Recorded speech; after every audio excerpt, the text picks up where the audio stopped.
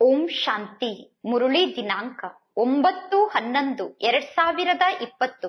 ಶಿವ ಭಗವಾನ್ watch. ಮಧುರ ಮಕ್ಕಳೇ, ನಿಮ್ಮ ಈ ಸಮಯ ಬಹಳಷ್ಟು ಬೆಲೆ ಬಾಳುವಂತಹ ಸಮಯ ಆಗಿದೆ. ಆದ್ದರಿಂದ ಈ ಸಮಯವನ್ನು ವ್ಯರ್ಥವಾಗಿ ಕಳೆಯಬೇಡಿ. ಪಾತ್ರರನ್ನು ನೋಡಿ ಜ್ಞಾನದಾನವನ್ನು ನೀಡಿ. ಪ್ರಶ್ನೆ: ಗುಣಗಳ ಧಾರಣೆ ಆಗುತ್ತಿರಬೇಕು ಮತ್ತು ನಡತೆ ಕೂಡ ಸುಧಾರಣೆ ಆಗುತ್ತಿರಬೇಕು. ಅದಕ್ಕೆ ಸಹಜ ವಿಧಿ ಏನಾಗಿದೆ? ಉತ್ತರ: ಪರಮಾತ್ಮ ತಂದೆ ಏನೆಲ್ಲಾ ಜ್ಞಾನವನ್ನು ತಿಳಿಸಿದ್ದಾರೆ ಆ ಜ್ಞಾನವನ್ನು ಅನ್ಯರಿಗೆ ತಿಳಿಸಿ. ಜ್ಞಾನ ಧನವನ್ನು ದಾನ ಮಾಡಿ. ಆಗ ಗುಣಗಳ ಧಾರಣೆ ಸಹಜವಾಗಿ ಆಗುತ್ತದೆ, ನಡತೆ ಕೂಡ ಸುಧಾರಣೆ ಆಗುತ್ತದೆ. ಯಾರ ಬುದ್ಧಿಯಲ್ಲಿ ಈ ಜ್ಞಾನ ಇರುವುದಿಲ್ಲ, ಜ್ಞಾನ ಧನವನ್ನು ಯಾರು ದಾನವಾಗಿ ನೀಡುವುದಿಲ್ಲ, ಅವರು ಜಿಪುಣರಾಗಿದ್ದಾರೆ. ಅವರು ವ್ಯರ್ಥವಾಗಿ ತಮಗೆ ತಾವೇ ನಷ್ಟ ಮಾಡಿಕೊಳ್ಳುತ್ತಾರೆ. ಗೀತೆ: ಬಾಲ್ಯದ ದಿನವನ್ನು ಮರೆಯಬಾರದು. ಓಂ ಶಾಂತಿ. ಮಧುರಾತಿ ಮಧುರ ಮಕ್ಕಳು, ಗೀತೆಯನ್ನು ಕೇಳಿದಿರಿ. ಗೀತೆಯ ಅರ್ಥವನ್ನು ಚೆನ್ನಾಗಿ ಅರ್ಥ ಮಾಡಿಕೊಂಡಿದ್ದೀರಾ. ನಾನು ಆತ್ಮ ಆಗಿದ್ದೇನೆ ಮತ್ತು ನಾನು ಬೇಹದ್ದಿನ ತಂದೆಗೆ ಮಗು ಆಗಿದ್ದೇನೆ ಅನ್ನುವುದನ್ನು ಮರೆಯಬಾರದು. ಈಗೀಗ ಪರಮಾತ್ಮ ತಂದೆಯ ನೆನಪಿನಲ್ಲಿದ್ದು ಹರ್ಷಿತರಾಗಿ ಇರುತ್ತೀರಾ. ಈಗೀಗ ಪುನಃ ತಂದೆಯನ್ನು ಮರೆಯುವ ಕಾರಣ ದುಃಖಿಗಳಾಗುತ್ತೀರಾ. ಈಗೀಗ ತಂದೆಯ ಮಕ್ಕಳಾಗಿ ಬದುಕಿರುತ್ತೀರಾ. ಈಗೀಗ ತಂದೆಯ ಮಡಿಲಿನಿಂದ ಸತ್ತು ಹೋಗಿ ಬಿಡುತ್ತೀರಾ. ಅಂದರೆ ಈಗೀಗ ಬೇಹದ್ದಿನ ತಂದೆಗೆ ಮಕ್ಕಳಾಗುತ್ತೀರಾ. ಈಗೀಗ ಪುನಃ ಶಾರೀರಿಕ ಪರಿವಾರದ ಕಡೆ ಹೋಗಿ ಬಿಡುತ್ತೀರಾ. ತಂದೆ ಹೇಳುತ್ತಾರೆ, ಇಂದು ನಗುತ್ತೀರಾ, ನಾಳೆ ಅಳುತ್ತೀರಾ. ಇದು ಈ ಗೀತೆಯ ಅರ್ಥ ಆಗಿದೆ. ಈಗ ಮಕ್ಕಳಿಗೆ ಗೊತ್ತಿದೆ. ಬಹಳಷ್ಟು ಮನುಷ್ಯರು ಶಾಂತಿಗೋಸ್ಕರ ಬಹಳಷ್ಟು ಪೆಟ್ಟನ್ನು ತಿನ್ನುತ್ತಾರೆ. ಶಾಂತಿಗೋಸ್ಕರ ತೀರ್ಥಯಾತ್ರೆಗೆ ಹೋಗುತ್ತಾರೆ. ಈ ರೀತಿ ಪೆಟ್ಟನ್ನು ತಿಂದ ತಕ್ಷಣ ಶಾಂತಿ ಸಿಗುತ್ತದೆ ಎಂದು ತಿಳಿದುಕೊಳ್ಳಬೇಡಿ. ಇದು ಸಂಗಮ ಯುಗ ಆಗಿದೆ. ಈ ಸಂಗಮ ಯುಗದಲ್ಲಿ ಪರಮಾತ್ಮ ತಂದೆ ಬಂದು ಜ್ಞಾನವನ್ನು ತಿಳಿಸುತ್ತಾರೆ. ಮೊಟ್ಟ ಮೊದಲು ಸ್ವಯಂ ಅನ್ನು ಅರ್ಥ ಮಾಡಿಕೊಳ್ಳಬೇಕು. ಆತ್ಮ ಶಾಂತ ಸ್ವರೂಪ ಆಗಿದೆ. ಆತ್ಮ ನಿವಾಸ ಮಾಡುವ ಸ್ಥಾನ ಶಾಂತಿಧಾಮ ಆಗಿದೆ. ಶಾಂತಿಧಾಮದಿಂದ ಆತ್ಮ ಈ ಸೃಷ್ಟಿಗೆ ಬರುತ್ತದೆ. ಇಲ್ಲಿಗೆ ಬಂದ ನಂತರ ಅವಶ್ಯವಾಗಿ ಕರ್ಮವನ್ನು ಮಾಡಬೇಕು. ಎಲ್ಲಿಯವರೆಗೂ ಶಾಂತಿಧಾಮದಲ್ಲಿ ಆತ್ಮ ಇರುತ್ತದೆಯೋ ಅಲ್ಲಿಯವರೆಗೂ ಶಾಂತವಾಗಿ ಇರುತ್ತದೆ. ಸತ್ಯುಗದಲ್ಲೂ ಕೂಡ ಶಾಂತಿ ಇರುತ್ತದೆ. ಸತ್ಯುಗದಲ್ಲಿ ಸುಖವೂ ಇದೆ, ಶಾಂತಿಯೂ ಇದೆ. ಶಾಂತಿಧಾಮಕ್ಕೆ ಸುಖಧಾಮ ಎಂದು ಕರೆಯುವುದಿಲ್ಲ. ಎಲ್ಲಿ ಸುಖ ಇದೆಯೋ ಅದಕ್ಕೆ ಸುಖಧಾಮ ಎಂದು ಕರೆಯಲಾಗುತ್ತದೆ. ಎಲ್ಲಿ ದುಃಖ ಇದೆಯೋ ಅದಕ್ಕೆ ದುಃಖಧಾಮ ಎಂದು ಕರೆಯಲಾಗುತ್ತದೆ. ಈ ಎಲ್ಲಾ ಮಾತನ್ನು ನೀವೀಗ ತಿಳಿದುಕೊಂಡಿದ್ದೀರಾ. ಯಾವಾಗ ಅನ್ಯರಿಗೆ ಜ್ಞಾನವನ್ನು ತಿಳಿಸುತ್ತೀರೋ ಆಗ ಅವರಿಗೂ ಕೂಡ ಅರ್ಥ ಆಗುತ್ತದೆ. ಸಮ್ಮುಖದಲ್ಲಿ ತಿಳಿಸಿದಾಗ ಈ ಜ್ಞಾನ ಅರ್ಥ ಆಗುತ್ತದೆ. ಪ್ರದರ್ಶನದಲ್ಲಿ ಯಾವಾಗ ಅನೇಕ ವ್ಯಕ್ತಿಗಳು ಒಳಗಡೆ ನುಗ್ಗುತ್ತಾರೋ ಆಗ ಮೊಟ್ಟ ಮೊದಲು ಪರಮಾತ್ಮ ತಂದೆಯ ಪರಿಚಯವನ್ನು ನೀಡಬೇಕು. ಆತ್ಮರಿಗೆ ತಂದೆ ಒಬ್ಬರೇ ಆಗಿದ್ದಾರೆ ಅನ್ನುವುದನ್ನು ತಿಳಿಸಬೇಕು. ಅವರೇ ಗೀತೆಯ ಭಗವಂತ ಆಗಿದ್ದಾರೆ. ಉಳಿದವರೆಲ್ಲ ಆತ್ಮ ಆಗಿದ್ದಾರೆ. ಆತ್ಮ ಒಂದು ಶರೀರವನ್ನು ಬಿಟ್ಟು ಇನ್ನೊಂದು ಶರೀರವನ್ನು ಪಡೆದುಕೊಳ್ಳುತ್ತದೆ. ಶರೀರದ ಹೆಸರು ಚೇಂಜ್ ಆಗುತ್ತಿರುತ್ತದೆ, ಆತ್ಮದ ಹೆಸರು ಚೇಂಜ್ ಆಗುವುದಿಲ್ಲ. ಈಗ ಮಕ್ಕಳಿಗೆ ತಂದೆ ತಿಳಿಸಿದ್ದಾರೆ, ನೀವು ಒಬ್ಬ ತಂದೆಗೆ ಮಕ್ಕಳಾಗಿದ್ದೀರಾ. ಈಗ ಮಕ್ಕಳಾದ ನೀವು ತಿಳಿಸಬಹುದು, ಬೇಹದ್ದಿನ ತಂದೆಯಿಂದ ಸುಖದ ಆಸ್ತಿ ಸಿಗುತ್ತದೆ. ಪರಮಾತ್ಮ ತಂದೆ ಸುಖದ ಸೃಷ್ಟಿಯನ್ನು ಸ್ಥಾಪನೆ ಮಾಡುತ್ತಾರೆ. ತಂದೆ ಎಂದಾದರೂ ದುಃಖದ ಜಗತ್ತನ್ನು ರಚನೆ ಮಾಡುತ್ತಾರೇನು? ತಂದೆ ದುಃಖದ ಜಗತ್ತನ್ನು ರಚನೆ ಮಾಡಲು ಸಾಧ್ಯ ಇಲ್ಲ. ಭಾರತದಲ್ಲಿ ಲಕ್ಷ್ಮೀ ನಾರಾಯಣರ ರಾಜ್ಯ ಇತ್ತು. ದೇವತೆಗಳ ಚಿತ್ರ ಕೂಡ ಇದೆ. ಹೇಳಬೇಕು, ಈ ದೇವತೆಗಳಿಗೆ ಪರಮಾತ್ಮ ತಂದೆಯಿಂದ ಸುಖದ ಆಸ್ತಿ ಸಿಕ್ಕಿತ್ತು. ಈಗ ನಮಗೂ ಕೂಡ ಪರಮಾತ್ಮ ತಂದೆಯಿಂದ ಈ ರೀತಿ ಸುಖದ ಆಸ್ತಿ ಸಿಗುತ್ತದೆ. ಈ ಮಾತನ್ನು ಕೇಳಿ ಯಾರಾದರೂ ಇದು ನಿಮ್ಮ ಕಲ್ಪನೆ ಎಂದು ಹೇಳಿದರೆ ಅವರಿಗೆ ಜ್ಞಾನವನ್ನು ಹೇಳುವುದನ್ನು ಬಿಟ್ಟು ಬಿಡಬೇಕು. ಯಾರು ಕಲ್ಪನೆ ಎಂದು ಹೇಳುತ್ತಾರೋ ಅವರು ಸ್ವಲ್ಪ ಕೂಡ ಜ್ಞಾನವನ್ನು ಅರ್ಥ ಮಾಡಿಕೊಳ್ಳುವುದಿಲ್ಲ. ಈಗ ನಿಮ್ಮ ಸಮಯ ಬಹಳಷ್ಟು ಬೆಲೆ ಬಾಳುವಂತಹ ಸಮಯ ಆಗಿದೆ. ನಿಮ್ಮ ಸಮಯ ಎಷ್ಟು ಬೆಲೆ ಬಾಳುವಂತಹ ಸಮಯ ಆಗಿದೆಯೋ ಇಡೀ ಜಗತ್ತಿನಲ್ಲಿ ಯಾರ ಸಮಯವೂ ಕೂಡ ನಿಮ್ಮಷ್ಟು ಬೆಲೆ ಬಾಳುವಂತಹ ಸಮಯ ಅಲ್ಲ. ದೊಡ್ಡ ದೊಡ್ಡ ಮನುಷ್ಯರು ಟೈಮ್ ಟೇಬಲ್ ಅನ್ನು ನಿರ್ಮಾಣ ಮಾಡಿಕೊಳ್ಳುತ್ತಾರೆ. ದೊಡ್ಡ ದೊಡ್ಡ ವ್ಯಕ್ತಿಗಳ ಜೀವನದಲ್ಲಿ ಟೈಮ್ ಟೇಬಲ್ ಇರುತ್ತದೆ. ಪರಮಾತ್ಮ ತಂದೆಯ ಸಮಯ ಕೂಡ ಬಹಳಷ್ಟು ಬೆಲೆ ಬಾಳುವಂತಹ ಸಮಯ ಆಗಿದೆ. ತಂದೆ ಮಕ್ಕಳಿಗೆ ಜ್ಞಾನವನ್ನು ತಿಳಿಸಿ ಕನಿಷ್ಠರಾಗಿರುವ ಆತ್ಮರನ್ನು ಶ್ರೇಷ್ಠ ದೇವತೆಯನ್ನಾಗಿ ಮಾಡುತ್ತಾರೆ. ತಂದೆ ಮಕ್ಕಳಿಗೆ ಹೇಳುತ್ತಾರೆ, ಈಗ ನಿಮ್ಮ ಬೆಲೆ ಬಾಳುವ ಸಮಯವನ್ನು ವ್ಯರ್ಥವಾಗಿ ಕಳೆದುಕೊಳ್ಳಬೇಡಿ. ಪಾತ್ರರನ್ನು ನೋಡಿ ಜ್ಞಾನವನ್ನು ದಾನವಾಗಿ ನೀಡಬೇಕು. ಪಾತ್ರರಿಗೆ ಜ್ಞಾನವನ್ನು ತಿಳಿಸಬೇಕು. ಎಲ್ಲಾ ಮಕ್ಕಳು ಜ್ಞಾನವನ್ನು ಅರ್ಥ ಮಾಡಿಕೊಳ್ಳಲು ಸಾಧ್ಯ ಇಲ್ಲ. ಎಲ್ಲರಿಗೂ ಜ್ಞಾನವನ್ನು ಅರ್ಥ ಮಾಡಿಕೊಳ್ಳುವಷ್ಟು ಬುದ್ಧಿ ಕೂಡ ಇಲ್ಲ. ಮೊಟ್ಟ ಮೊದಲು ಪರಮಾತ್ಮ ತಂದೆಯ ಪರಿಚಯವನ್ನು ನೀಡಬೇಕು. ಎಲ್ಲಿಯವರೆಗೂ ತಂದೆಯ ಬಗ್ಗೆ ಅರ್ಥ ಮಾಡಿಕೊಳ್ಳುವುದಿಲ್ಲವೋ ಅಲ್ಲಿಯವರೆಗೂ ಅವರಿಗೆ ಬೇರೆ ಏನೂ ಅರ್ಥ ಆಗುವುದಿಲ್ಲ.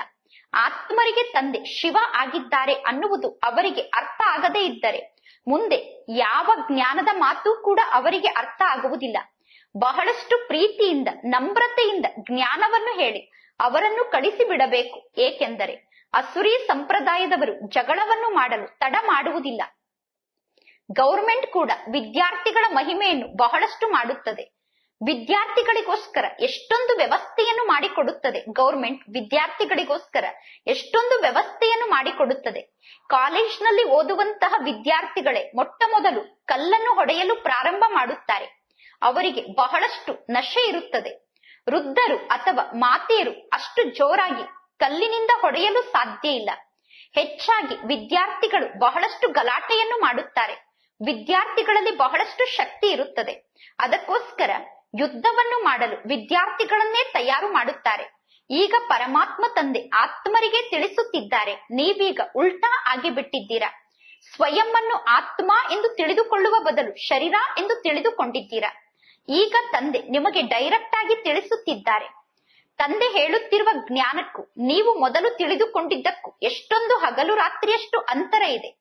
ಈಗ ಸರಿ ಹೋದರೆ ನೀವು ವಿಶ್ವಕ್ಕೆ ಮಾಲೀಕರಾಗುತ್ತೀರಾ. ಈಗ ನಿಮಗೆ ಗೊತ್ತಿದೆ, ಅರ್ಧ ಕಲ್ಪದವರೆಗೂ ನಾವು ಉಲ್ಟಾ ಆಗಿದ್ದೆವು. ಈಗ ಪರಮಾತ್ಮ ತಂದೆ ಅರ್ಧ ಕಲ್ಪಕ್ಕೋಸ್ಕರ ನಮ್ಮನ್ನು ಸರಿ ಮಾಡುತ್ತಿದ್ದಾರೆ. ನಾವೀಗ ಅಲ್ಲಾಹ ತಂದೆಗೆ ಮಕ್ಕಳಾಗಿದ್ದೇವೆ ಅಂದ ಮೇಲೆ ವಿಶ್ವದ ರಾಜ್ಯಭಾಗ್ಯದ ಆಸ್ತಿ ಪರಮಾತ್ಮ ತಂದೆಯಿಂದ ನಮಗೆ ಸಿಗುತ್ತದೆ. ರಾವಣ ನಮ್ಮನ್ನು ಉಲ್ಟಾ ಮಾಡುತ್ತಾರೆ, ಅಂದರೆ ಸಂಪೂರ್ಣ ನಮ್ಮ ಗುಣಗಳನ್ನು ಸಮಾಪ್ತಿ ಮಾಡಿಬಿಡುತ್ತಾರೆ. ನಮ್ಮ ಸಂಪೂರ್ಣ ಶ್ರೇಷ್ಠ ಗುಣಗಳು ಸಮಾಪ್ತಿಯಾಗುತ್ತದೆ. ಆಗ ನಾವು ಕೆಳಗಡೆ ಬೀಳಲು ಪ್ರಾರಂಭ ಮಾಡುತ್ತೇವೆ. ಕಲೆಗಳು ಸಮಾಪ್ತಿಯಾಗುತ್ತದೆ, ಆಗ ಕೆಳಗಡೆ ಬೀಳುತ್ತೇವೆ. ಆ ರೀತಿ ರಾವಣ ನಮ್ಮನ್ನು ಉಲ್ಟಾ ಮಾಡುತ್ತಾರೆ. ರಾಮರಾಜ್ಯ ಮತ್ತು ರಾವಣ ರಾಜ್ಯದ ಬಗ್ಗೆ ಮಕ್ಕಳಾದ ನಿಮಗೆ ಗೊತ್ತಿದೆ. ನೀವೀಗ ಪರಮಾತ್ಮ ತಂದೆಯ ನೆನಪಿನಲ್ಲಿ ಇರಬೇಕು. ಬಲೆ ಶರೀರ ನಿರ್ವಹಣೆಗೋಸ್ಕರ ಕರ್ಮವನ್ನು ಮಾಡಬೇಕು. ಆದರೂ ಕೂಡ ನಿಮಗೆ ಬಹಳಷ್ಟು ಸಮಯ ಸಿಗುತ್ತದೆ. ಜ್ಞಾನವನ್ನು ಕೇಳಲು ಯಾರು ನಿಮ್ಮ ಸಮ್ಮುಖದಲ್ಲಿ ವಿದ್ಯಾರ್ಥಿಗಳು ಇಲ್ಲ, ನಿಮಗೆ ಏನೂ ಕೆಲಸ ಇಲ್ಲ ಅಂದರೆ ಪರಮಾತ್ಮ ತಂದೆಯ ನೆನಪಿನಲ್ಲಿ ಕುಳಿತುಕೊಳ್ಳಬೇಕು. ಅಲ್ಪ ಕಾಲಕ್ಕೋಸ್ಕರ ಜಗತ್ತಿನಲ್ಲಿ ಸಂಪಾದನೆಯನ್ನು ಮಾಡಿಕೊಳ್ಳುತ್ತಾರೆ. ಜಗತ್ತಿನ ಜನ ಅಲ್ಪ ಕಾಲಕ್ಕೋಸ್ಕರ ಸಂಪಾದನೆಯನ್ನು ಮಾಡಿಕೊಳ್ಳುತ್ತಾರೆ. ಇದು ಸದಾ ಕಾಲಕ್ಕೋಸ್ಕರ ಸಂಪಾದನೆ ಆಗಿದೆ. ಅಂದ ಮೇಲೆ ಈ ಸಂಪಾದನೆಯ ಕಡೆ ಜಾಸ್ತಿ ಗಮನವನ್ನು ಕೊಡಬೇಕು. ಮಾಯೆ ಗಳಿಗೆಗೂ ಬೇರೆ ಕಡೆ ಬುದ್ಧಿಯನ್ನು ಅಲೆದಾಡುವಂತೆ ಮಾಡುತ್ತದೆ. ತಂದೆಯ ನೆನಪಿನಲ್ಲಿ ಕುಳಿತಾಗ ಮಾಯೆ ಬೇರೆ ಬೇರೆ ವಿಚಾರ ಬರುವಂತೆ ಮಾಡುತ್ತದೆ. ಈ ರೀತಿಯಂತೂ ಆಗೇ ಆಗುತ್ತದೆ. ಮಾಯೆ ತಂದೆಯ ನೆನಪನ್ನು ಮರೆಸುತ್ತದೆ. ಇದರ ಬಗ್ಗೆ ಒಂದು ನಾಟಕವನ್ನು ತೋರಿಸುತ್ತಾರೆ. ಪರಮಾತ್ಮ ತಂದೆ ಈ ರೀತಿ ಹೇಳುತ್ತಾರೆ, ಮಾಯೆ ಈ ರೀತಿ ಹೇಳುತ್ತದೆ ಎಂದು ನಾಟಕವನ್ನು ತೋರಿಸುತ್ತಾರೆ. ತಂದೆ ಮಕ್ಕಳಿಗೆ ತಿಳಿಸುತ್ತಿದ್ದಾರೆ, ನನ್ನೊಬ್ಬನನ್ನೇ ನೆನಪು ಮಾಡಿ. ಪರಮಾತ್ಮ ತಂದೆಯನ್ನು ನೆನಪು ಮಾಡುವಾಗ ವಿಘ್ನಗಳು ಬರುತ್ತದೆ. ಬೇರೆ ಯಾವ ಮಾತಿನಲ್ಲೂ ಇಷ್ಟೊಂದು ವಿಘ್ನಗಳು ಬರುವುದಿಲ್ಲ. ಪವಿತ್ರತೆಗೋಸ್ಕರ ಎಷ್ಟೊಂದು ಪೆಟ್ಟನ್ನು ತಿನ್ನಬೇಕಾಗುತ್ತದೆ. ಭಾಗವತದಲ್ಲೂ ಕೂಡ ಈ ಸಮಯದ ಗಾಯನವೇ ಇದೆ. ಪೂತನೆಯರು ಕೂಡ ಈ ಸಮಯದಲ್ಲೇ ಇದ್ದಾರೆ. ಶೂರ್ಪಣಕಿಯರು ಕೂಡ ಇಲ್ಲೇ ಇದ್ದಾರೆ. ಇದೆಲ್ಲ ಈ ಸಮಯದ ಮಾತಾಗಿದೆ. ಪರಮಾತ್ಮ ತಂದೆ ಬಂದು ಮಕ್ಕಳನ್ನು ಪವಿತ್ರ ಮಾಡುತ್ತಿದ್ದಾರೆ. ಈ ಸಮಯದಲ್ಲೇ ಉತ್ಸವವನ್ನು ಆಚರಣೆ ಮಾಡುತ್ತಾರೆ. ಏನೆಲ್ಲ ಮೊದಲು ಆಗಿ ಹೋಗಿದೆಯೋ ಅದರ ಹಬ್ಬವನ್ನು ಆಚರಣೆ ಮಾಡುತ್ತಾರೆ. ಆದಿಯಲ್ಲಿ ಏನೆಲ್ಲ ಆಗಿದೆಯೋ ಅದರ ಮಹಿಮೆಯನ್ನು ಮಾಡುತ್ತಿರುತ್ತಾರೆ. ರಾಮರಾಜ್ಯದ ಮಹಿಮೆಯನ್ನು ಮಾಡುತ್ತಾರೆ. ಏಕೆಂದರೆ ರಾಮರಾಜ್ಯ ಮೊದಲು ಇತ್ತು. ಹೇಗೆ ಕ್ರೈಸ್ತ ಇದ್ದು ಹೋಗಿದ್ದಾರೆ, ಧರ್ಮವನ್ನು ಸ್ಥಾಪನೆ ಮಾಡಿ ಹೋಗಿದ್ದಾರೆ. ಕ್ರೈಸ್ತ ಯಾವಾಗ ಬಂದರು ಅನ್ನುವ ತಿಥಿ ತಾರೀಖನ್ನು ಕೂಡ ಬರೆದಿದ್ದಾರೆ. ಅದಕ್ಕೋಸ್ಕರ ಅವರ ಜನ್ಮದಿನವನ್ನು ಆಚರಣೆ ಮಾಡುತ್ತಾ ಬಂದಿದ್ದಾರೆ. ಭಕ್ತಿ ಮಾರ್ಗ ಈ ರೀತಿ ಅರ್ಧ ಕಲ್ಪ ನಡೆಯುತ್ತದೆ. ಭಕ್ತಿ ಮಾರ್ಗದಲ್ಲಿ ಅರ್ಧ ಕಲ್ಪದವರೆಗೂ ಇಂತಹ ಉದ್ಯೋಗ ನಡೆಯುತ್ತದೆ. ಸತ್ಯುಗದಲ್ಲಿ ಭಕ್ತಿ ಇರುವುದೇ ಇಲ್ಲ. ಈ ಜಗತ್ತು ಈಗ ಸಮಾಪ್ತಿಯಾಗುತ್ತದೆ. ಈ ಮಾತು ನಿಮ್ಮಲ್ಲೂ ಕೂಡ ಕೆಲವು ಮಕ್ಕಳು ಮಾತ್ರ ಅರ್ಥ ಮಾಡಿಕೊಂಡಿದ್ದೀರಾ. ಪರಮಾತ್ಮ ತಂದೆ ತಿಳಿಸಿದ್ದಾರೆ, ಈಗ ಎಲ್ಲಾ ಆತ್ಮರು ವಾಪಸ್ ಮನೆಗೆ ಹೋಗಬೇಕು. ಅಂತಿಮ ಸಮಯ ಬಂದಾಗ ಎಲ್ಲಾ ಆತ್ಮರು ವಾಪಸ್ ಮನೆಗೆ ಹೋಗುತ್ತಾರೆ. ಎಲ್ಲಾ ಆತ್ಮರು ಶರೀರವನ್ನು ಬಿಟ್ಟು ವಾಪಸ್ ಮನೆಗೆ ಹೋಗುತ್ತಾರೆ. ಈಗ ಮಕ್ಕಳ ಬುದ್ಧಿಯಲ್ಲಿ ಜ್ಞಾನ ಇದೆ, ಇನ್ನು ಸ್ವಲ್ಪೇ ದಿನ ಇದೆ. ಈಗ ಪುನಃ ಎಲ್ಲವೂ ವಿನಾಶ ಆಗಲೇಬೇಕು. ಸತ್ಯುಗದಲ್ಲಿ ಕೇವಲ ನಾವು ಮಾತ್ರ ಇರುತ್ತೇವೆ. ಎಲ್ಲಾ ಆತ್ಮರು ಸತ್ಯುಗಕ್ಕೆ ಬರುವುದಿಲ್ಲ. ಯಾರು ಕಲ್ಪದ ಮೊದಲು ಸತ್ಯುಗಕ್ಕೆ ಬಂದಿದ್ದರೋ ಅವರೇ ನಂಬರ್ ವಾರಾಗಿ ಬರುತ್ತಾರೆ. ಈಗ ನೀವು ಚೆನ್ನಾಗಿ ಶಿಕ್ಷಣವನ್ನು ಓದಿ ಅನ್ಯರಿಗೆ ಓದಿಸುತ್ತಿದ್ದೀರಾ.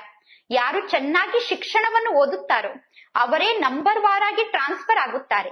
ನೀವು ಕೂಡ ನಂಬರ್ ವಾರಾಗಿ ಟ್ರಾನ್ಸ್ಫರ್ ಆಗುತ್ತೀರಾ. ನಿಮ್ಮ ಬುದ್ಧಿಯಲ್ಲಿ ಜ್ಞಾನ ಇದೆ. ಆತ್ಮರಾದ ನಾವು ನಂಬರ್ ವಾರಾಗಿ ಶಾಂತಿಧಾಮಕ್ಕೆ ಹೋಗಿ ಕುಳಿತುಕೊಳ್ಳುತ್ತೇವೆ. ನಂತರ ನಂಬರ್ ವಾರಾಗಿ ಈ ಸೃಷ್ಟಿಗೆ ಬರುತ್ತೇವೆ. ಪರಮಾತ್ಮ ತಂದೆ ಹೇಳುತ್ತಾರೆ, ಮುಖ್ಯ ಮಾತು ಅಂದರೆ ಪರಮಾತ್ಮ ತಂದೆಯ ಪರಿಚಯವನ್ನು ನೀಡಬೇಕು. ತಂದೆ ಹೆಸರು ಸದಾ ಬಾಯಲ್ಲಿ ಇರಬೇಕು. ಸದಾ ತಂದೆ ಹೆಸರನ್ನು ಬಾಯಿಂದ ಹೇಳುತ್ತಿರಬೇಕು. ಆತ್ಮ ಎಂದರೆ ಏನು, ಪರಮಾತ್ಮ ಅಂದರೆ ಯಾರು ಅನ್ನುವುದು ಜಗತ್ತಿನಲ್ಲಿ ಯಾರಿಗೂ ಗೊತ್ತಿಲ್ಲ. ಬಲೆ ಗಾಯನವನ್ನು ಮಾಡುತ್ತಾರೆ, ಭ್ರುಕುಟಿಯ ಮಧ್ಯದಲ್ಲಿ ಹೊಳೆಯುವಂತಹ ನಕ್ಷತ್ರ ಎಂದು. ಅದಕ್ಕಿಂತ ಜಾಸ್ತಿ ಆತ್ಮದ ಬಗ್ಗೆ ಏನೂ ಗೊತ್ತಿಲ್ಲ. ಈ ಜ್ಞಾನ ಬಹಳ ಕಡಿಮೆ ಮಕ್ಕಳ ಬುದ್ಧಿಯಲ್ಲಿ ಕುಳಿತುಕೊಳ್ಳುತ್ತದೆ. ಮಕ್ಕಳು ಗಳಿಗೆ ಗಳಿಗೆಗೂ ಜ್ಞಾನದ ಮಾತನ್ನು ಮರೆತು ಬಿಡುತ್ತಾರೆ. ಮೊಟ್ಟ ಮೊದಲು ಪರಮಾತ್ಮ ತಂದೆ ಪತಿತ ಪಾವನ ಅನ್ನುವ ಮಾತನ್ನು ತಿಳಿಸಬೇಕು.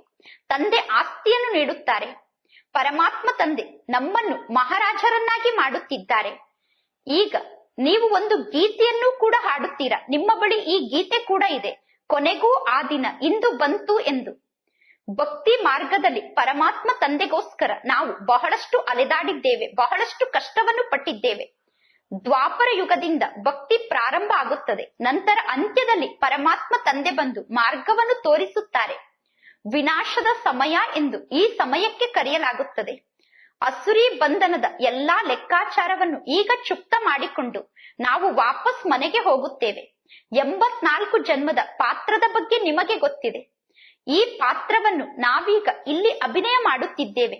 ಶಿವ ಜಯಂತಿಯನ್ನು ಆಚರಣೆ ಮಾಡುತ್ತೇವೆ ಅಂದ ಮೇಲೆ ಅವಶ್ಯವಾಗಿ ಶಿವ ತಂದೆ ಬಂದಿರಲೇಬೇಕು ತಾನೆ. ಶಿವ ತಂದೆ ಬಂದಿದ್ದಾರೆ ಅಂದ ಮೇಲೆ ಏನನ್ನೋ ಮಾಡಿರಬೇಕು ತಾನೆ. ಪರಮಾತ್ಮ ತಂದೆ ಹೊಸ ಜಗತ್ತನ್ನು ನಿರ್ಮಾಣ ಮಾಡುತ್ತಾರೆ. ಈ ಲಕ್ಷ್ಮೀ ನಾರಾಯಣರು ಹೊಸ ಜಗತ್ತಿಗೆ ಮಾಲೀಕರಾಗಿದ್ದರು. ಈಗ ಇವರು ಮಾಲೀಕರಾಗಿಲ್ಲ. ಪರಮಾತ್ಮ ತಂದೆ ಈಗ ಪುನಃ ರಾಜಯೋಗವನ್ನು ಕಲಿಸುತ್ತಿದ್ದಾರೆ. ಈಗ ಇಲ್ಲಿ ರಾಜಯೋಗವನ್ನು ನೀವು ಕಲಿಯುತ್ತಿದ್ದೀರಾ. ಈ ಲಕ್ಷ್ಮೀ ನಾರಾಯಣರ ಆತ್ಮರೂ ಕೂಡ ಮೊದಲು ರಾಜಯೋಗವನ್ನು ಕಲಿತಿದ್ದರು. ನಿಮ್ಮನ್ನು ಬಿಟ್ಟು ಬೇರೆ ಯಾರ ಮುಖದಲ್ಲೂ ಈ ಜ್ಞಾನದ ಮಾತು ಬರಲು ಸಾಧ್ಯ ಇಲ್ಲ. ನೀವೀಗ ಅನ್ಯರಿಗೆ ಜ್ಞಾನವನ್ನು ತಿಳಿಸಬಹುದು. ಶಿವ ತಂದೆ ನಮಗೆ ರಾಜಯೋಗವನ್ನು ಕಲಿಸುತ್ತಿದ್ದಾರೆ ಎಂದು ನೀವು ಅನ್ಯರಿಗೆ ಹೇಳುತ್ತೀರಾ. ಶಿವೋಹಂ ಎಂದು ಜಗತ್ತಿನ ಜನ ಹೇಳುತ್ತಾರೆ. ಇದು ತಪ್ಪಾಗಿದೆ. ನಾನೇ ಶಿವ ಎಂದು ಹೇಳುವುದು ತಪ್ಪಾಗಿದೆ. ಈಗ ಪರಮಾತ್ಮ ತಂದೆ ನಿಮಗೆ ತಿಳಿಸಿದ್ದಾರೆ, ನೀವು ಈ ನಾಟಕದ ಚಕ್ರದಲ್ಲಿ ಬಂದು ಬ್ರಾಹ್ಮಣ ಕುಲದಿಂದ ದೇವತಾ ಕುಲಕ್ಕೆ ಹೋಗುತ್ತೀರಾ. ನಾವೇ ಅವರು, ಅವರೇ ನಾವು ಅನ್ನುವ ಶಬ್ದದ ಅರ್ಥವನ್ನು ನೀವೀಗ ಅನ್ಯರಿಗೆ ತಿಳಿಸುತ್ತೀರಾ. ಈಗ ನಾವು ಬ್ರಾಹ್ಮಣರಾಗಿದ್ದೇವೆ. ನಾವೇ 84 ಜನ್ಮದ ಚಕ್ರದಲ್ಲಿ ಬರುತ್ತೇವೆ. ಇನ್ನು ಇಲ್ಲಿ ಯಾವುದೇ ಮಂತ್ರವನ್ನು ಜಪ ಮಾಡುವುದಿಲ್ಲ. ಬುದ್ಧಿಯಲ್ಲಿ ಅರ್ಥವನ್ನು ತಿಳಿದುಕೊಳ್ಳಬೇಕು. ಇದು ಸೆಕೆಂಡಿನ ಮಾತಾಗಿದೆ. ಬೀಜ ಮತ್ತು ವೃಕ್ಷದ ಬಗ್ಗೆ ಸೆಕೆಂಡ್ ನಲ್ಲಿ ಅರ್ಥ ಮಾಡಿಕೊಳ್ಳಬಹುದು. ಬೀಜ ಮತ್ತು ವೃಕ್ಷದ ಸಂಪೂರ್ಣ ಸಾರದ ಬಗ್ಗೆ ಸೆಕೆಂಡ್ ನಲ್ಲಿ ಅರ್ಥ ಆಗುತ್ತದೆ. ಬೀಜ ಮತ್ತು ವೃಕ್ಷದ ಜ್ಞಾನ ಸೆಕೆಂಡ್ ನಲ್ಲಿ ಸಂಪೂರ್ಣ ಅರ್ಥ ಆಗುತ್ತದೆ. ಅದೇ ರೀತಿ ನಾವೇ ದೇವತೆ ಆಗಿದ್ದೆವು, ಈಗ ಪುನಃ ನಾವೇ ದೇವತೆ ಆಗುತ್ತೇವೆ ಅನ್ನುವ ಜ್ಞಾನ ಕೂಡ ಸೆಕೆಂಡ್ ನಲ್ಲಿ ಅರ್ಥ ಆಗುತ್ತದೆ. ನಾವೇ ಈ ರೀತಿ ನಾಟಕದ ಚಕ್ರದಲ್ಲಿ ಪಾತ್ರವನ್ನು ಮಾಡುತ್ತಾ ಬರುತ್ತೇವೆ. ಇದಕ್ಕೆ ಸ್ವದರ್ಶನ ಚಕ್ರ ಎಂದು ಕರೆಯಲಾಗುತ್ತದೆ. ಈಗ ನಾವು ಸ್ವದರ್ಶನ ಚಕ್ರಧಾರಿ ಆಗಿದ್ದೇವೆ ಎಂದು ನೀವು ಯಾರಿಗಾದರೂ ಹೇಳಿದರೆ ಅವರು ಒಪ್ಪಿಕೊಳ್ಳುವುದಿಲ್ಲ.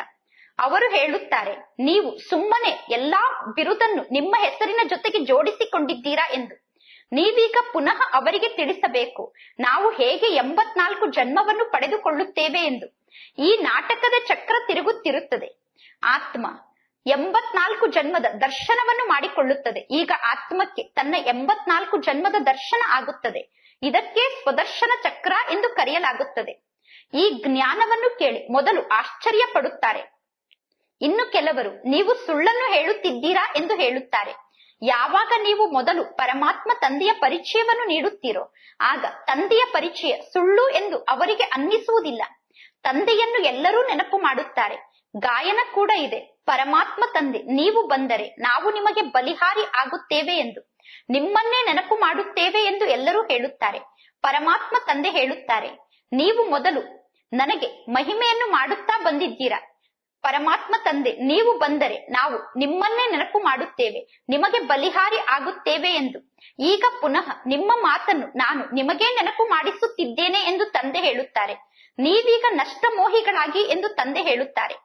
ಈ ದೇಹದಿಂದಲೂ ಕೂಡ ನಷ್ಟಮೋಹಿ ಆಗಿ ಸ್ವಯಂ ಅನ್ನು ಆತ್ಮ ಎಂದು ತಿಳಿದುಕೊಂಡು ತಂದೆಯಾದ ನನ್ನನ್ನು ನೆನಪು ಮಾಡಿ. ಆಗ ನಿಮ್ಮ ವಿಕರ್ಮ ವಿನಾಶ ಆಗುತ್ತದೆ. ಈ ಮಧುರ ಮಾತು ಎಲ್ಲರಿಗೂ ಇಷ್ಟ ಆಗುತ್ತದೆ. ಪರಮಾತ್ಮ ತಂದೆಯ ಪರಿಚಯ ಅರ್ಥ ಆಗದೇ ಇದ್ದರೆ ಬೇರೆ ಯಾವ ಮಾತು ಕೂಡ ಅವರಿಗೆ ಅರ್ಥ ಆಗುವುದಿಲ್ಲ. ಯಾರಿಗೆ ತಂದೆಯ ಪರಿಚಯ ಅರ್ಥ ಆಗಿಲ್ಲವೋ ಅವರು ಯಾವುದಾದರೂ ಒಂದು ಮಾತಿನಲ್ಲಿ ಸಂಶಯಕ್ಕೊಳಗಾಗುತ್ತಾರೆ. ಆದ್ದರಿಂದ ಮೊಟ್ಟ ಮೊದಲು 2 ಅಥವಾ 3 ಪರಮಾತ್ಮ ತಂದೆಯ ಚಿತ್ರವನ್ನು ಸಮ್ಮುಖದಲ್ಲಿ ಇಡಬೇಕು. ಅದರ ಮೂಲಕ ತಂದೆಯ ಪರಿಚಯ ಅವರಿಗೆ ಅರ್ಥ ಆಗುವಂತೆ ಜ್ಞಾನವನ್ನು ತಿಳಿಸಬೇಕು. ತಂದೆಯ ಪರಿಚಯ ಸಿಕ್ಕಾಗ ಆಸ್ತಿ ಕೂಡ ಸಿಗುತ್ತದೆ. ಪರಮಾತ್ಮ ತಂದೆ ಹೇಳುತ್ತಾರೆ, ನಾನು ನಿಮ್ಮನ್ನು ರಾಜರಿಗೆ ರಾಜರನ್ನಾಗಿ ಮಾಡುತ್ತೇನೆ ಅನ್ನುವ ಚಿತ್ರವನ್ನು ನಿರ್ಮಾಣ ಮಾಡಿ. ಡಬ್ಬಲ್ ಕಿರೀಟಧಾರಿ ರಾಜರ ಮುಂದೆ ಸಿಂಗಲ್ ಕಿರೀಟಧಾರಿ ರಾಜರು ತಲೆಯನ್ನು ಬಾಗಿಸಿ ನಮಸ್ಕಾರವನ್ನು ಮಾಡುತ್ತಾರೆ. ನೀವೇ ಪೂಜ್ಯರು, ನೀವೇ ಪೂಜಾರಿಗಳು ಅನ್ನುವ ರಹಸ್ಯ ಈಗ ನಿಮಗೆ ಅರ್ಥ ಆಗಿದೆ. ಮೊದಲು ಪರಮಾತ್ಮ ತಂದೆಯ ಪೂಜೆಯನ್ನು ಮಾಡುತ್ತಾರೆ. ನಂತರ ಸ್ವಯಂನ ಚಿತ್ರವನ್ನು ಸ್ವಯಂ ಕುಳಿತು ಪೂಜೆಯನ್ನು ಮಾಡುತ್ತಾರೆ. ಯಾರು ಪಾವನರು ಇದ್ದು ಹೋಗಿದ್ದಾರೋ ಅವರ ಚಿತ್ರವನ್ನು ನಿರ್ಮಾಣ ಮಾಡಿ ಕುಳಿತು ಪೂಜೆಯನ್ನು ಮಾಡುತ್ತಾರೆ. ಈಗ ನಿಮಗೆ ಈ ಜ್ಞಾನ ಸಿಕ್ಕಿದೆ. ಮೊದಲು ಭಗವಂತ ಅವರೇ ಪೂಜ್ಯ ಆಗಿದ್ದಾರೆ, ಅವರೇ ಪೂಜಾರಿ ಆಗಿದ್ದಾರೆ ಎಂದು ಹೇಳುತ್ತಾ ಬಂದಿದ್ದೀರಾ. ಈಗ ತಂದೆ ನಿಮಗೆ ತಿಳಿಸಿದ್ದಾರೆ, ಈ ನಾಟಕದ ಚಕ್ರದಲ್ಲಿ ನೀವೇ ಬರುತ್ತೀರಾ. ನಿಮ್ಮ ಬುದ್ಧಿಯಲ್ಲಿ ಸದಾ ಜ್ಞಾನದ ಮಾತು ಇರುತ್ತದೆ. ಅಂದ ಮೇಲೆ ನೀವೀಗ ಅನ್ಯರಿಗೆ ತಿಳಿಸಬೇಕು. ಜ್ಞಾನಧನವನ್ನು ಎಷ್ಟು ದಾನ ಮಾಡುತ್ತೀರೋ ಅಷ್ಟು ಜ್ಞಾನಧನ ಕಡಿಮೆ ಆಗುವುದಿಲ್ಲ. ಧನವನ್ನು ನೀಡಿದರೆ ಧನ ಕಡಿಮೆ ಆಗುವುದಿಲ್ಲ ಎಂದು ಹೇಳುತ್ತಾರೆ. ಅಂದ ಮೇಲೆ ಧನವನ್ನು ದಾನವಾಗಿ ನೀಡಬೇಕು. ಯಾರು ಜ್ಞಾನ ಧನವನ್ನು ದಾನವಾಗಿ ನೀಡುವುದಿಲ್ಲವೋ ಅವರಿಗೆ ಜಿಪುಣರು ಎಂದು ಕರೆಯಲಾಗುತ್ತದೆ. ಯಾರು ಸ್ಥೂಲ ಧನವನ್ನು ದಾನವಾಗಿ ನೀಡುವುದಿಲ್ಲವೋ ಅವರಿಗೂ ಕೂಡ ಜಿಪುಣರು ಎಂದು ಕರೆಯಲಾಗುತ್ತದೆ. ಪರಮಾತ್ಮ ತಂದೆ ತಿಳಿಸಿದ್ದಾರೆ, ನೀವೀಗ ಅನ್ಯರಿಗೆ ಜ್ಞಾನವನ್ನು ತಿಳಿಸಬೇಕು. ನೀವು ಅನ್ಯರಿಗೆ ಜ್ಞಾನವನ್ನು ತಿಳಿಸದೇ ಇದ್ದರೆ ನಿಮಗೆ ನೀವೇ ನಷ್ಟವನ್ನು ಮಾಡಿಕೊಳ್ಳುತ್ತೀರಾ. ಮಕ್ಕಳು ಗುಣವನ್ನು ಧಾರಣೆ ಮಾಡಿಕೊಳ್ಳುವುದೇ ಇಲ್ಲ. ಗುಣವನ್ನು ಧಾರಣೆ ಮಾಡಿಕೊಳ್ಳದೇ ಇದ್ದರೆ ನಿಮ್ಮ ನಡತೆ ಕೂಡ ಕನಿಷ್ಠ ನಡತೆ ಆಗಿರುತ್ತದೆ. ಪ್ರತಿಯೊಬ್ಬರು ಸ್ವಯಂನ ಸ್ಥಿತಿ ಹೇಗಿದೆ ಎಂದು ತಿಳಿದುಕೊಳ್ಳಬಹುದು.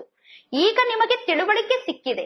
ಉಳಿದವರೆಲ್ಲ ಬುದ್ಧಿಹೀನರಾಗಿದ್ದಾರೆ. ನೀವೀಗ ಎಲ್ಲಾ ಮಾತಿನ ಬಗ್ಗೆ ತಿಳಿದುಕೊಂಡಿದ್ದೀರಾ. ಪರಮಾತ್ಮ ತಂದೆ ಹೇಳುತ್ತಾರೆ, ಆ ಕಡೆ ದೈವಿ ಸಂಪ್ರದಾಯದವರಿದ್ದಾರೆ, ಈ ಕಡೆ ಅಸುರಿ ಸಂಪ್ರದಾಯದವರಿದ್ದಾರೆ. ಈಗ ನೀವು ಬುದ್ಧಿಯಿಂದ ಅರ್ಥ ಮಾಡಿಕೊಂಡಿದ್ದೀರಾ. ನಾವೀಗ ಸಂಗಮ ಯುಗದಲ್ಲಿ ಇದ್ದೇವೆ. ಈಗ ನಾವು ಸಂಗಮ ಯುಗದ ನಿವಾಸಿಗಳಾಗಿದ್ದೇವೆ. ಕಲಿಯುಗದವರು ಮತ್ತು ಸಂಗಮ ಯುಗದ ನಿವಾಸಿಗಳು ಒಂದೇ ಮನೆಯಲ್ಲಿ ಒಟ್ಟಿಗೆ ಇರುತ್ತಾರೆ. ನಂತರ ನೋಡಿ, ಒಬ್ಬರು ಹಂಸ ಆಗಲು ಯೋಗ್ಯ ಆಗಿರುವುದಿಲ್ಲ, ಒಬ್ಬರು ಹಂಸ ಆಗುತ್ತಿರುತ್ತಾರೆ. ಅಂದ ಮೇಲೆ ಬಹಳಷ್ಟು ಯುಕ್ತಿಯನ್ನು ರಚನೆ ಮಾಡಬೇಕಾಗುತ್ತದೆ. ಇಲ್ಲದಿದ್ದರೆ ಯಾರು ಹಂಸ ಆಗುವುದಿಲ್ಲವೋ ಅವರು ಹಂಸ ಆಗುವವರಿಗೆ ವಿಘ್ನವನ್ನು ಹಾಕುತ್ತಾರೆ. ಅವರನ್ನೂ ಕೂಡ ನಿಮ್ಮ ಸಮಾನ ಮಾಡಿಕೊಳ್ಳಲು ಪ್ರಯತ್ನ ಪಡಬೇಕು. ಇಲ್ಲದಿದ್ದರೆ ಅವರು ನಿಮಗೆ ಬಹಳಷ್ಟು ಕಾಟವನ್ನು ಕೊಡುತ್ತಾರೆ. ಆಗ ಯುಕ್ತಿಯಿಂದ ಅವರಿಂದ ದೂರ ಆಗಬೇಕಾಗುತ್ತದೆ. ವಿಘ್ನ ಅಂತೂ ಬರುತ್ತದೆ. ಈ ಜ್ಞಾನವನ್ನು ನೀವೀಗ ಅನ್ಯರಿಗೆ ನೀಡುತ್ತೀರಾ. ನೀವೀಗ ಬಹಳಷ್ಟು ಮಧುರರಾಗಬೇಕು, ನಷ್ಟ ಮೋಹಿಗಳಾಗಬೇಕು. ಒಂದು ವಿಕಾರವನ್ನು ಬಿಟ್ಟರೆ ಇನ್ನೊಂದು ವಿಕಾರ ಬಹಳಷ್ಟು ಕಾಟ ಕೊಡುತ್ತದೆ. ಒಂದು ವಿಕಾರಿ ಗುಣವನ್ನು ಬಿಟ್ಟಾಗ ಇನ್ನೊಂದು ವಿಕಾರಿ ಗುಣ ಕಿರಿಕಿರಿಯನ್ನು ಮಾಡುತ್ತಿರುತ್ತದೆ. ಕಲ್ಪದ ಮೊದಲು ಏನಾಗಿತ್ತು ಅದೇ ರೀತಿ ಆಗುತ್ತಿದೆ ಎಂದು ತಿಳಿದುಕೊಳ್ಳಬೇಕು. ಈ ರೀತಿ ತಿಳಿದುಕೊಂಡು ಶಾಂತಿಯಿಂದ ಇರಬೇಕು. ನಾಟಕದಲ್ಲಿ ಎಲ್ಲವೂ ಮೊದಲೇ ಫಿಕ್ಸ್ ಆಗಿದೆ ಎಂದು ತಿಳಿದುಕೊಳ್ಳಬೇಕು. ಬಹಳ ಚೆನ್ನಾಗಿ ಜ್ಞಾನವನ್ನು ತಿಳಿಸುವಂತಹ ಮಕ್ಕಳು ಕೂಡ ಕೆಳಗಡೆ ಬೀಳುತ್ತಾರೆ. ಬಹಳ ಜೋರಾಗಿ ಪೆಟ್ಟನ್ನು ತಿನ್ನುತ್ತಾರೆ. ಕಲ್ಪದ ಮೊದಲು ಕೂಡ ಇದೇ ರೀತಿ ಪೆಟ್ಟನ್ನು ತಿಂದಿದ್ದರು ಎಂದು ಹೇಳಲಾಗುತ್ತದೆ. ಪ್ರತಿಯೊಬ್ಬರಿಗೂ ಆಂತರ್ಯದಲ್ಲಿ ಅರ್ಥ ಆಗುತ್ತದೆ. ಸ್ವಯಂನ ಬಗ್ಗೆ ಪ್ರತಿಯೊಬ್ಬರಿಗೂ ಅರ್ಥ ಆಗುತ್ತದೆ. ಬರೆಯುತ್ತಾರೆ, ಬಾಬಾ ನನಗೆ ಕ್ರೋಧ ಬಂತು, ಕ್ರೋಧಕ್ಕೆ ವಶ ಆಗಿ ಇಂಥವರಿಗೆ ಹೊಡೆದು ಬಿಟ್ಟೆ, ಈ ರೀತಿ ತಪ್ಪು ನನ್ನಿಂದ ಆಯಿತು ಎಂದು ಬಾಬಾರವರಿಗೆ ಪತ್ರವನ್ನು ಬರೆಯುತ್ತಾರೆ. ತಂದೆ ತಿಳಿಸುತ್ತಾರೆ, ಎಷ್ಟು ಸಾಧ್ಯವೋ ಅಷ್ಟು ಸ್ವಯಂವನ್ನು ಕಂಟ್ರೋಲ್ ಮಾಡಿಕೊಳ್ಳಿ, ಸ್ವಯಂನ ಮೇಲೆ ನಿಯಂತ್ರಣವನ್ನು ಇಟ್ಟುಕೊಳ್ಳಿ. ಎಂತೆಂತಹ ಮನುಷ್ಯರು ಇದ್ದಾರೆ, ಅಬಲೆಯರ ಮೇಲೆ ಎಷ್ಟೊಂದು ಅತ್ಯಾಚಾರವನ್ನು ಮಾಡುತ್ತಾರೆ. ಪುರುಷರು ಶಕ್ತಿಶಾಲಿ ಆಗಿರುತ್ತಾರೆ, ಸ್ತ್ರೀಯರು ಅಬಲೆಯರಾಗಿರುತ್ತಾರೆ. ಪರಮಾತ್ಮ ತಂದೆ ಈಗ ನಿಮಗೆ ಗುಪ್ತ ಯುದ್ಧವನ್ನು ಕಲಿಸುತ್ತಿದ್ದಾರೆ. ನೀವೀಗ ಈ ಯುದ್ಧದ ಮೂಲಕ ರಾವಣನ ಮೇಲೆ ವಿಜಯವನ್ನು ಪಡೆದುಕೊಳ್ಳುತ್ತಿದ್ದೀರಾ. ಆ ಯುದ್ಧದ ಬಗ್ಗೆ ಎಲ್ಲರಿಗೂ ಗೊತ್ತಿದೆ. ಈ ಯುದ್ಧ ಯಾರ ಬುದ್ಧಿಯಲ್ಲೂ ಇಲ್ಲ. ಈಗ ನೀವು ನಂಬರ್ ವಾರಾಗಿ ಈ ಜ್ಞಾನವನ್ನು ಅರ್ಥ ಮಾಡಿಕೊಂಡಿದ್ದೀರಾ. ಇದು ಸಂಪೂರ್ಣ ಹೊಸ ಮಾತಾಗಿದೆ. ನೀವೀಗ ಶಿಕ್ಷಣವನ್ನು ಓದುತ್ತಿದ್ದೀರಾ. ಸುಖಧಾಮಕ್ಕೆ ಹೋಗುವುದಕ್ಕೋಸ್ಕರ ಶಿಕ್ಷಣವನ್ನು ಓದುತ್ತಿದ್ದೀರಾ. ಈಗ ನಿಮಗೆ ಪರಮಾತ್ಮ ತಂದೆಯ ನೆನಪಿದೆ. ಪುನಃ ತಂದೆಯ ನೆನಪನ್ನು ನೀವು ಮರೆತು ಬಿಡುತ್ತೀರಾ. ಇಲ್ಲಿ ಮುಖ್ಯ ಮಾತು ಅಂದರೆ ನೆನಪಿನ ಯಾತ್ರೆಯಾಗಿದೆ. ನೆನಪಿನಿಂದ ನಾವು ಪಾವನ ಆಗುತ್ತೇವೆ. ಒಳ್ಳೆಯದು. ಮಧುರಾತಿ ಮಧುರ ಅಗಲಿ ಹೋಗಿ ಮರಳಿ ಸಿಕ್ಕಿರುವ ಮಕ್ಕಳ ಪ್ರತಿ ಮಾತ್ಪಿತಾ ಬಾಪ್ತಾದರವರ ನೆನಪು, ಪ್ರೀತಿ ಹಾಗೂ ಸುಪ್ರಭಾತ. ಆತ್ಮಿಕ ಮಕ್ಕಳಿಗೆ ಆತ್ಮಿಕ ತಂದೆಯ ನಮಸ್ತೆ. ಆತ್ಮಿಕ ತಂದೆಗೆ ಆತ್ಮಿಕ ಮಕ್ಕಳ ನೆನಪು, ಪ್ರೀತಿ ಹಾಗೂ ನಮಸ್ತೆ ನಮಸ್ತೆ ನಮಸ್ತೆ. ಧಾರಣೆಗೋಸ್ಕರ ಮುಖ್ಯ ಸಾರ. ಫಸ್ಟ್ ಪಾಯಿಂಟ್, ಏನಾದರೂ ಆಗಲಿ, ಆದರೆ ಎಲ್ಲವೂ ನಾಟಕದಲ್ಲಿ ಮೊದಲೇ ಫಿಕ್ಸ್ ಆಗಿದೆ ಎಂದು ತಿಳಿದುಕೊಂಡು ಶಾಂತವಾಗಿ ಇರಬೇಕು. ಕ್ರೋಧವನ್ನು ಮಾಡಬಾರದು. ಎಷ್ಟು ಸಾಧ್ಯವೋ ಅಷ್ಟು ಸ್ವಯಂವನ್ನು ಕಂಟ್ರೋಲ್ ಮಾಡಿಕೊಳ್ಳಬೇಕು. ಎಷ್ಟು ಸಾಧ್ಯವೋ ಅಷ್ಟು ಕ್ರೋಧವನ್ನು ನಿಯಂತ್ರಣದಲ್ಲಿ ಇಟ್ಟುಕೊಳ್ಳಬೇಕು. ಯುಕ್ತಿಯನ್ನು ರಚನೆ ಮಾಡಿ ಎಲ್ಲರನ್ನು ನಿಮ್ಮ ಸಮಾನ ಮಾಡಿಕೊಳ್ಳಲು ಪ್ರಯತ್ನ ಪಡಬೇಕು.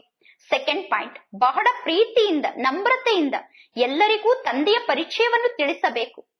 ಎಲ್ಲರಿಗೂ ಮಧುರ ಮಧುರವಾದ ಜ್ಞಾನದ ಮಾತನ್ನು ತಿಳಿಸಬೇಕು. ಪರಮಾತ್ಮ ತಂದೆ ಹೇಳುತ್ತಾರೆ, ಸ್ವಯಂವನ್ನು ಆತ್ಮ ಎಂದು ತಿಳಿದುಕೊಂಡು ತಂದೆಯಾದ ನನ್ನನ್ನು ನೆನಪು ಮಾಡಿ.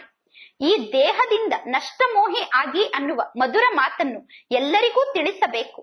ವರದಾನ, ನಮ್ರತೆ ಅನ್ನುವ ಕವಚದ ಮೂಲಕ ವ್ಯರ್ಥ ಅನ್ನುವ ರಾವಣನನ್ನು ಸುಡುವಂತಹ ಸತ್ಯ ಸ್ನೇಹಿಗಳು, ಸಹಯೋಗಿಗಳು ಆಗಿ.